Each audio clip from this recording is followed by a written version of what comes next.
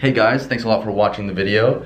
This was actually something I wanted to do for a long time. It's on my bucket list. I have a lot of things on my bucket list. Throughout the video, you'll notice that I look down at my phone. I've cut out a lot of parts of it because it was like a 20 to 30 minute talk, but I just wanted to give you guys the bulk of my discussion to keep it entertaining.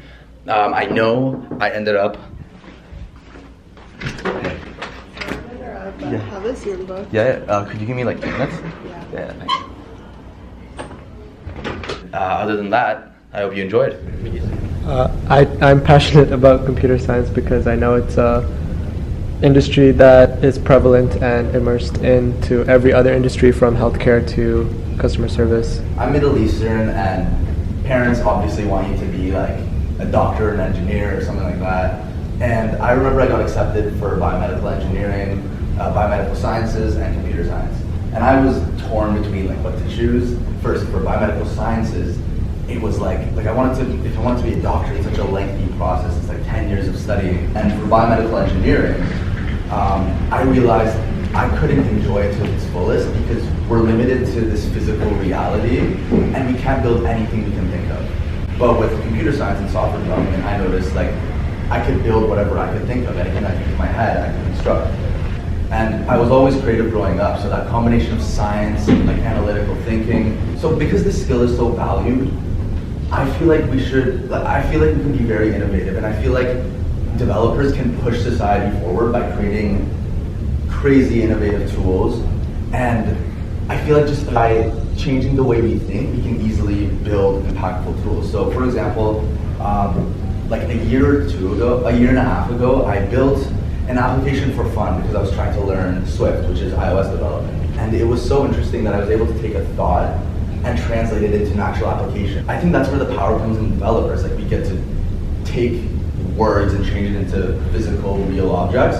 And the next thing I did was email someone at St. Michael's Hospital, and they responded. And then all of a sudden I went from building an app, like a fun thing to learn in Xcode, Swift, to like presenting to the board of directors, letting investors actually purchase this application. Basically built my reputation, and then I started to work at bigger companies, and I ended up working at some consulting firms. In order to achieve these kinds of things, I think you need to be more than a developer, and I think that comes from diversifying your skills. So I think the first thing you should do as a developer is learn how to think outside the box. So anyone that develops can create anything, but people tend to have this linear thinking. Like these hiring managers, I ended up building a stronger relationship with them, and they kept telling me they were looking for developers that could specifically think elliptically, not linearly. So apparently, as we develop our projects, we don't build every aspect of it. We don't follow an end-to-end basis for the project. We need to learn how to build code that allows the back-end team to easily mess with the front end, and the front end to easily mess with the back end. And by being able to consider all factors when you're developing, this gives you an advantage. And you can actually demonstrate this skill by building your own projects from scratch. So instead of relying on your classes to teach you these projects, these hiring managers told me they look for people that are doing their own projects. And these companies spend millions of dollars on HR reps, and they told me like, if you build your own projects, it shows that you're passionate and you care. That creates a whole new stem of traits that you could potentially have, like being resilient, patient, hardworking, ambitious. A lot of people put on the resumes like, hey, I'm a full stack developer, or hey, I'm a back-end developer, front-end developer. I started to steer away from that because I noticed it reduces my job prospects. And what I do at every interview is say that I'm a polyglot developer, which is someone that just diversifies their skills, so they operate in different areas. So they could do back-end, front-end, full stack. They could be a UI designer, interaction designer, various roles. I think that's very important because I set a goal to stay as uncomfortable as possible, which is why I'm doing this talk. I feel really uncomfortable right now. But by staying uncomfortable, you're learning more. And that helped me out a lot because I was put in situations where I worked jobs or roles that I didn't even know much about. And I forced myself to learn, and this would push me to learn new skills. And it becomes a snowball effect from there because you're learning skills that you can put on your resume, and then this increases job prospects for you again. Then you get new jobs with new opportunities, new roles, new languages, frameworks, etc. and then it just keeps creating this bigger snowball effect. More people reach out to you, they understand you have a strong, diversified skill set.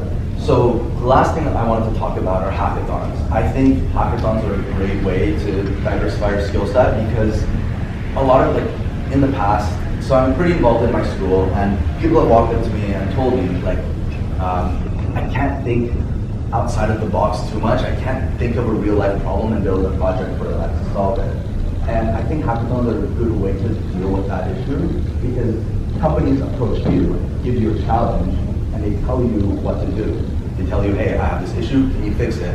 Using like a certain API, language, whatever. And you get the opportunity to build it. And if you win a competition, that just reinforces your credibility. So having that on your resume just gives you a huge advantage.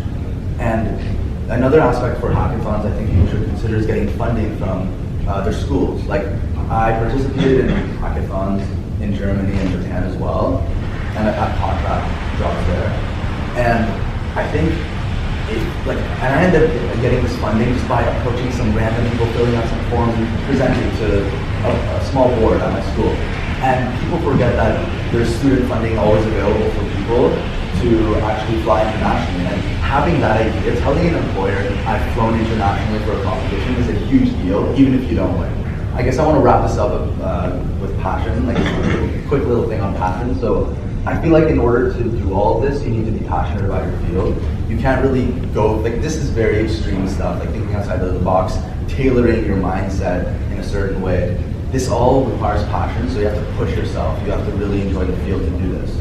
And I feel like developers need this passion because we can literally change, like, the next generation by building, like, products and things that can change the world, right? I know it sounds super cliche, but it really is the truth. If you can apply yourself to that level, you can do a lot. So you're here to compete, stay passionate, work hard, and build something cool.